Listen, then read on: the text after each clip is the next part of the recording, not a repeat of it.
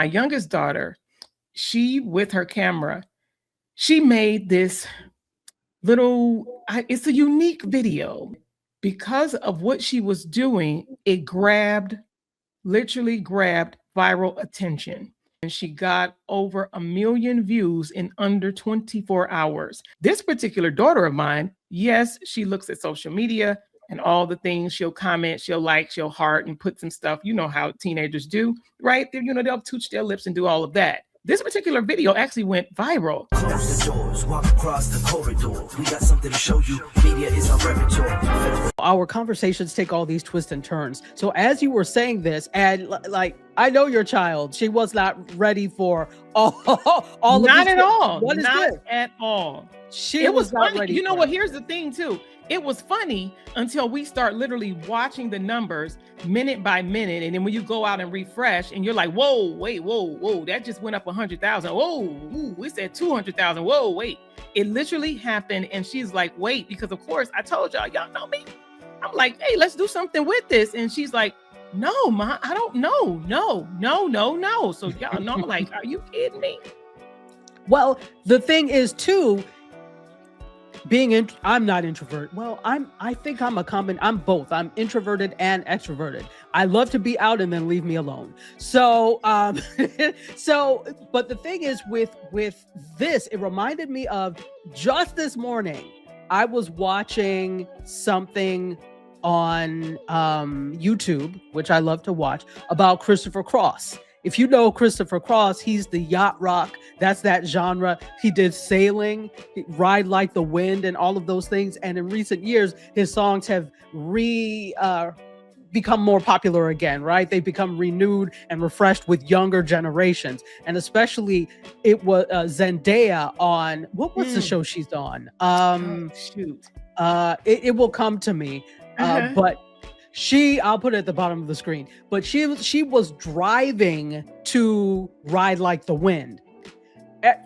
Younger people love Zendaya, so they're now discovering this, and they love the show. So they're now discovering this. So I was watching this, and they were talking about, it was about his background, and which I didn't know. From Texas, started off playing in bars with, a band that he created, and it went through his whole thing. He won at the 1984? I don't remember which Grammys it was, but he won 4 Grammys. Best New Artist, Best Album. He won 4 in the same show.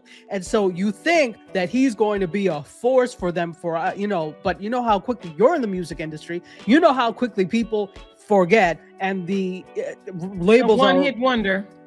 Exactly. But I mean, he had a whole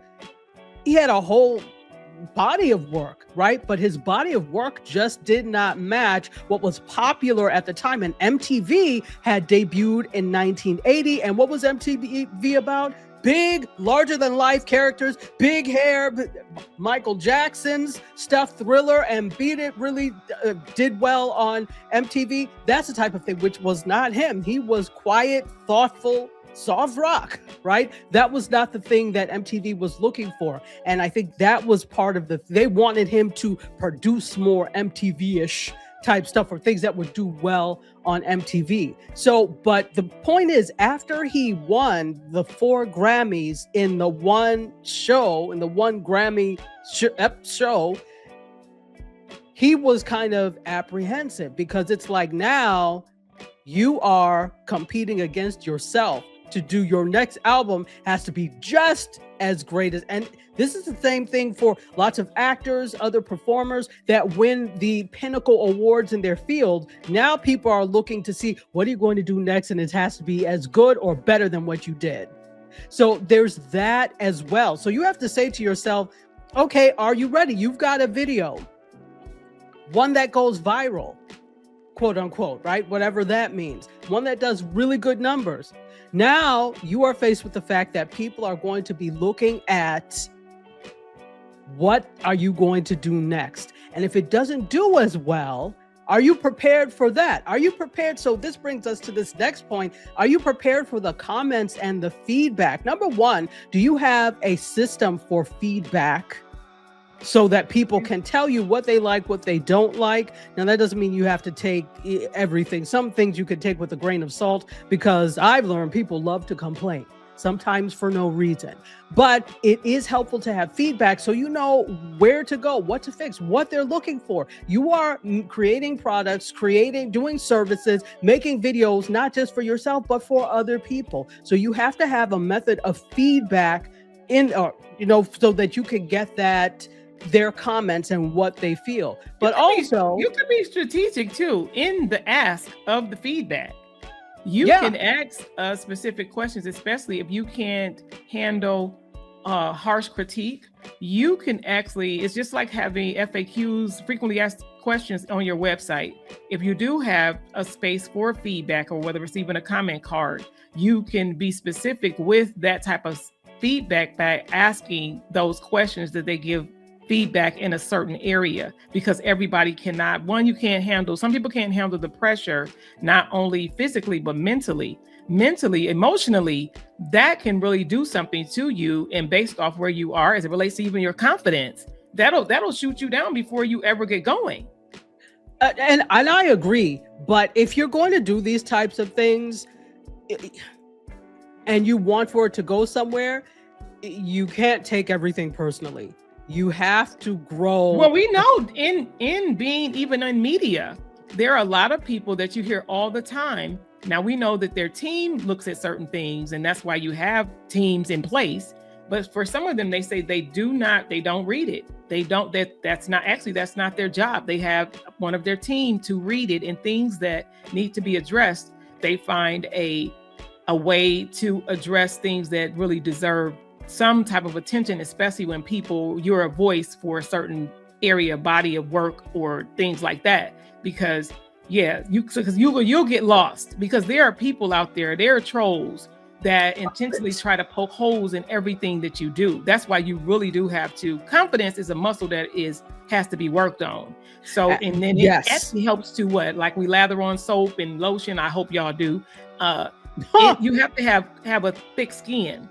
If you're going to be visible, you really do have to work on thickening up your skin. You do. Because that's how we grow, though. So we do need that measure, and you need to have trusted people. I've asked Dr. Tachi tons of times if different things that I've done or doing, considering, and to get her input, because I appreciate someone with her tenure, with her expertise and her knowledge, to really give me the hard truth in a loving way. So it's really having those people around you that are just yes people, but people are going to say, hey, you might want to listen at this and then consider this or that. So something for you guys to think about. Yeah.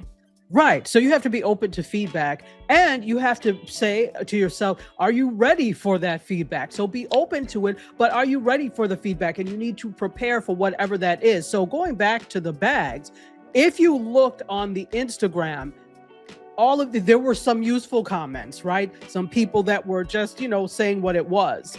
Some people that congratulated him on having a great sale. But then there were people, and I'm looking like, it's as if they were in line for tickets to a Jesus concert, and people were cutting in front of line. I didn't get to see Jesus. I was like, it's not that. It is not that. It was not that serious. But this is the thing, that it's a need and not a want. So for those people that like to make comments underneath things, remember that these are people. He's just one man who's trying to do all of this. And we have to also think, which is another area that we could very well get into. Are you ready to be the business person in your business?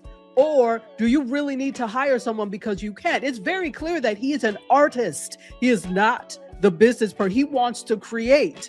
So if you know that you are the person that just wants to create, and you're not necessarily trying to scale or any of that, then that's fine. But if you are trying to scale, and you've created this fervor and this need and this severe want for this item or your content, then you need to find a way to deliver that. And that's just my opinion. In fact, here, let me really quickly, the story was on their Instagram was, it says acknowledgements. Hi, everyone. Thank you for the overwhelming support on our recent launch. We understand the frustration with our bag selling out quickly. With over 60,000 people on the wait list and only a few hundred bags available, demand far exceeded what we could release. Each bag is handmade by our small team, and we intentionally keep production limited to preserve the level of craftsmanship behind every piece. Our bags are not mass produced, thus our production capacity is smaller than that of fast fashion brands. We'll be returning to the Grand Bazaar monthly starting in May, with our next date announced soon. They should do even consider it like an auction. We were talking about this offline, right? The fact of that there could be some sort of auction, which would probably generate more money for you. It could be a raffle system. But if you're going to continue to sell online, then you have to have, as we go back to the systems in place, right? So let's relate that to video and live stream and all of that. If you're going to start a series, for example, then you ought to have systems in place that will help to satisfy those viewers who come to expect the series from you. That doesn't mean you have to run yourself ragged 24/7. But if you are not going to, if you start off doing something without break weekly and then all of a sudden you take a break, it's not that they're just wanting the content. They're also concerned, right? So you have to think about that. So consider doing things like, oh, okay, I've got a series that I'm doing, or I have a live stream. How about I do things in seasons? This season, you're getting 8 episodes from me, and we'll be back XYZ. So you don't tire yourself out, and your audience has reasonable expectations of when you will be back. I agree. And even when you're posting or putting out some type of an announcement, you can say one of 8. You could say one of 10. That way, that also gives them the expectation of that there is more coming, not just that one thing. We have to consider all of those things so that we let people know, because remember, if you're growing, you have to, I say it's even okay to bring people along with you on the journey, because one of the things that me and Dr. Tachi did even prior to this show, understanding the importance, because people like to see what even happens behind the scenes a little bit, just a little bit. So we did some behind the scene things just to when it was time for this, so that you can give anticipation to what's coming, right? Because if people don't know you, or you trying to go after a wider audience, these are things you need to consider as it relates to that, your business and your brand. And if you're not the face, we understand that. But then there's also other ways, other announcements that can go out to help boost that visibility when you are running these series and you're going to be changing things up, because based off your personality, you might want to talk about cats today and dogs tomorrow. One last piece of conversation about this. It's interesting that we were talking and you used the word tease. That it was like people were being teased, waiting for these bags in a sense. You want to explain a little bit about that, and then let's transition that into video talk. Yeah, when I think about tease, you've been teased before, whether if you're a lady, right? If you're a lady and someone you could be your fella or whoever, you tease them with conversation, right? Because I'm all about being seen and heard. You tease them with the things that you may say. You tease them with the things that they may see, right? Because sometimes you don't want to show it all or give it all. So that's how I felt when I'm thinking about these bags. And it was like a teaser went out, because to me, he really didn't put out a full-blown announcement that this is about to happen. So with the teaser went out, he didn't even have to really talk about it. It was actually his followers. It was his prior customers or people that were on the hook waiting, saying, I want to have one. I want to have one. So what do we do when we think about our video and live stream for teasers, and what are you putting out? Come on, get in here, Dr. Tachi, because this is a conversation that needs to be had, because that's why when we do drop our, some people drop their videos and they're like, well, nobody's watching. Did you tell anybody? Did you let them know that it was coming? Teasing drums up and generates interest. I mean, that's why these videos are called teasers. So the fact that they put that post up on Instagram, and it's not just the post itself. They talked about what was happening, but it was the individuals in the chat. There's someone who used a Hunger Games phrase and said, "May the odds forever be in your favor." This is how I knew, oh, this is serious. Well, depending on who it is, I live for the comments. For some people, I live for the comments. I don't even look at the post. I hit the comments right away because honestly, did you know that is some of your greatest feedback right there in the comments? Absolutely. And you can take that to produce what the people are really wanting, what they're asking for, because they'll tell you what they need. Maybe not a handbag, but depending on the brand and the business that you're in, you should actually consider checking out some of the gurus or the people who are in another level or a scaled level in which you would hope to be. Check out what some of the people are saying. Listen at the conversations and the things that people are saying that they want, because there's nothing worse than creating something, producing something, offering a service that nobody wants to buy or have. Absolutely. And teasing can be a great device to use. The thing is, with teasing, if you don't deliver afterwards, that's when the problems start. Oh, my. See, that could take this conversation a whole nother place here. You get what I'm saying? Okay. I didn't say it, but I did. Well, it could take but we won't go there. But we're not going. We're not going. It could take it a whole different way if you are not providing what has been promised. Providing what has been promised. So in this case, again, I think it was more so the newer people, the newer individuals who did not know the way the system works. But so maybe and this is where the feedback comes in. One thing, so we appreciate the fact that it's a small brand, it's a small team putting these together, and this is what they have. This is what you get, or whatever the case may be. I remember years ago, I used to go to Miss Jessie's salon in Brooklyn when they were based in Brooklyn, and I would drive from DC to get my hair done. So here's the thing that they did. You didn't have a choice of when you came. They told you what day you were going to come and what time you were going to come, and you made yourself available. So I said, well, I guess my students will have the day off. And so I would drive up to these. Now, again, you tried to do it, but they were so in demand and so booked that they understood how to implement systems to deal with the viralness or the virality of this. They were like, this is your time. This is the day. Don't bring anybody. You can't bring kids. You can't do this. You can't do this. And here you go.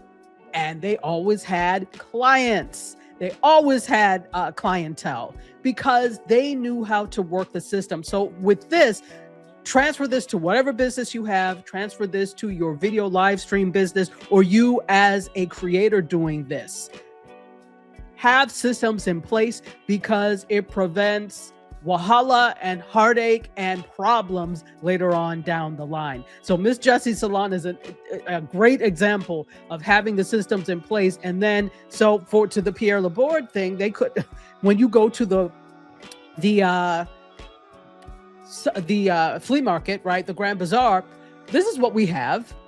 This is what is available. This is what you can get. This is not Burger King. You cannot have your way. So if you set the expectation ahead of time, people fall in line. Yeah, because here's the thing. If they show up and you're not ready, they ain't coming back, depending on who you are. They won't be back. And exposure is easy, but the execution is what separates brand. Exposure is easy, but execution is what separates brands. Mm-hmm. That's a pom-pom moment right there. Mm-hmm. It is, because it makes you think like, dang it, that's the truth. Because you have all this hype without preparation, and that sets it up for disappointment. Absolutely. Well, it seems that we have come to the end of our conversation. Shawanna, is there anything else you wanted to add? No, and just for everybody to be mindful, though, if it is something that you are working on, think about what it is. Matter of fact, you're supposed to start with the end in mind. Start with the end in mind, whether it's big, medium, or small. Start with that end in mind. What is that you're expecting to get out of it? Even if you put a dollar amount on it and you're saying, I expect to make X amount of dollars, and then what does that reverse engineer that and see what does that look like? Because we really do have to be mindful to count up the cost. Yeah, because you don't want to mess up the people who have been waiting on what it is that you have to offer. So just remember that, though, because your reputation is everything. It can build you up and tear you down. Just like what a penny match can blow up $1 million house. Hello. Okay. It really can, especially if it's made of paper mache and popsicle sticks. This has been awesome. It also reminds me really quickly of Shonda Rhimes. She did an interview years ago, and this is for you content creators and those of us in the video and content game. She said she knows exactly how every series she writes is going to end. So as Shawanna said, have the end in mind and work backwards. And that's the way she does things. So that can work for a business, but it can also work for content. What is the end in mind? Maybe you don't have an end for a foreseeable future, right? But know, okay, what is the next step? At some point, you want to transition to a next step. Yeah, I have not yet, because I've still been doing Mediascope for, this is 11 years now, but still, have an end goal at least in mind, and then reverse engineer. Shawanna, thank you so very much. I do want you to give your contact information before we vamos. Thank you again, Dr. Tachi. Thank each of you for always tuning in when she allowed me to hang with her for a little while. Again, I'm Shawanna Kennedy, the video productions director for Kennedy Media LLC.com, Kennedy Media LLC.com, where I'm graced to work with business owners, entrepreneurs, nonprofit leaders, those that know that they are actually ready. They are ready. Did I say ready? They are ready to be seen, heard, and known, and boost their online video visibility as it relates to the things that you're doing and you know that the people are waiting for. So what are you waiting for? Thank you, Dr. Tachi. Absolutely. And thank you all for tuning in and watching. And hopefully this little lesson has helped you to at least consider being more with your video, live streams, content, and in life in general. Cheers, guys. We always here for you. When you emotionally broke, settle in.